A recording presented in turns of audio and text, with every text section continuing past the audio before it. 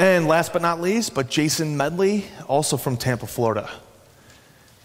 Tell us what's going on, Jason. I'm a little nervous about public speaking. Last time I did it, I said I do, and it turned out terrible. I'm just kidding. They're all naked. Just remember that. Oh, okay. He says you guys are all naked, so that'll make it a little easier. But no, I got. You guys may remember from yesterday. I was actually in the mortgage business for. It's been 8 years, but I guess when I started short sales, maybe it was about 6 years, 6.5 years at the time, and had done very, what most people would consider very well. And obviously in Tampa, Florida, you guys have heard that repeatedly, the market stinks. And so when the market started to change, I knew I wanted to continue to have the lifestyle that I'd been enjoying. I was like, I got to do something because loans just aren't cutting it. And so we made the transition. I bought a couple of other courses actually before I ever heard about Josh and Greg. And I had some moderate success. I didn't have a coach or anything like that.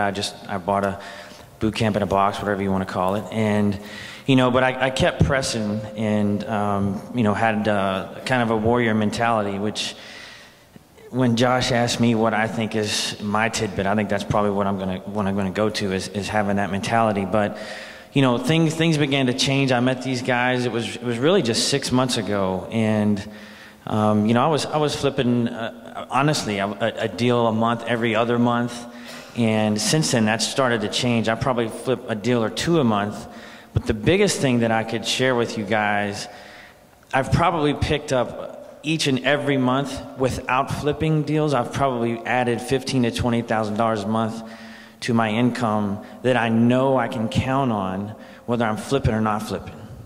Okay. And the way that we've done that is by we created a separate company that submits the file.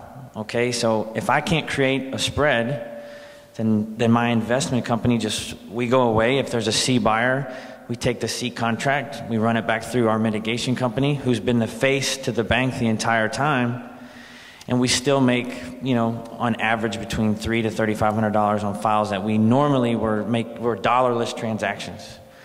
So, 1 month of that has paid, 1 month of 15 to 20K is paid for the coaching that I've spent here. And I think one of the biggest decisions that you guys will make this weekend is you've got two choices in how to look at coaching. You can see it as an expense or an investment. And when you're just getting started out, that's those lines are often not very blurry. It appears just as an expense. But I would really encourage you all to look at it from an investment standpoint. But that's going to require that you take a mental assessment of yourselves and really take a deep look inside and say, can I do this? Do I have the mentality to do this? And if you do, it's just an investment. It's just a matter of time before things start to turn around your way. Be consistent, be a warrior. You'll get your base hits, and occasionally you'll hit home runs. We just flipped a deal for $38,000. We have one next month. I envision it'll be close to 50, if not a little bit more. And then so if you hit a deal where you're making 50,000, you're making 15 to 20 on deals you can't flip. Before you know it, you're turning around and you're like, whoa, things are really starting to happen. But the details in this business are really what can make or break you. I have another business that allows or calls for me to review other short sale investors' deals. And I can tell you that when I look at their deals from the outside, a lot of them are this far away from $20,000 to $30,000 paychecks because their deals aren't structured right, and their deals aren't structured right because they haven't had the right person, the right coach, the right mentor to help them. They're this close. They've got a written short sale approval. They have a C buyer in place.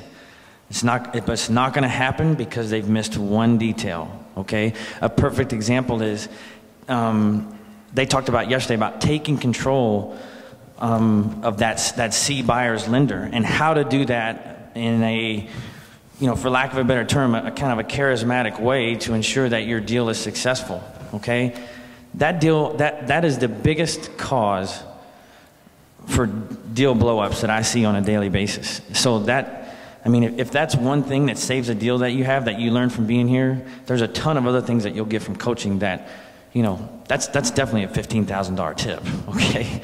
I mean, if it saves a deal, it's huge. So, you know, I guess what I'm getting at there is their content. I mean, a lot of you guys have access to that, I guess, at the level of coaching you currently have, but they have killer content.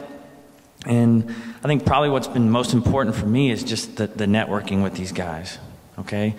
My stepdad told me, I think I was about 16 years old, he said, if you want to be successful, surround yourself by people that are more smarter than you are, okay? When you get with these guys, that's not hard to do. that's not hard to do. So I think the biggest tip that I would probably get is, again, it goes back to your mentality. You know, nothing's easy, guys. You're not going to wake up tomorrow and start cashing $20,000 checks. It takes, you know, it takes guts, it takes fortitude. I would say that probably everyone up on this stage right now would probably say in the last 3 to 4 months, they went through a period where there was 3 or 4 weeks where, you know, you still feel like you're beating your head against the wall, even if you've been doing the business for a year or 2 or 3, you know. We all go through that. And so you'll be tested mentally. So I just think that the biggest decision to make is that, you know, you got to be a warrior. You know, each and every day you got to get up and go to battle. Just go do it. Yeah. A couple things I've sort of taken away from what they've said. We're probably going to have time for like just about 4 questions. So if people have questions, I've had to take 2 over here and 2 over here, and that's probably all we'll have time for.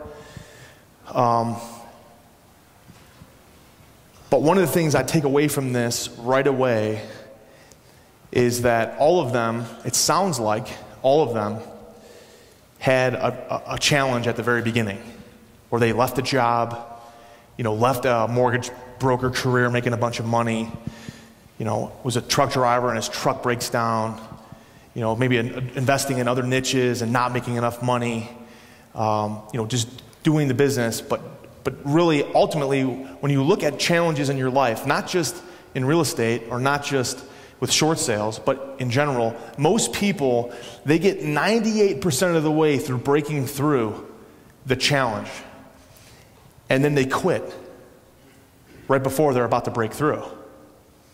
So all these guys have talked about persistence and about how real estate, other niches of real estate, short sales, no matter what you decide to do with your life, the one thing I could take away from what they've said is that ultimately the one who's most persistent and takes the most action is the one who's going to make the most money and have their desired lifestyle and do the things they want to do at the end of the day. Let's face it, most of the people that we know and you guys know are quitters. They're quitters because they get in, they have a vision, they want something, and they quit right before they're about to go over the edge.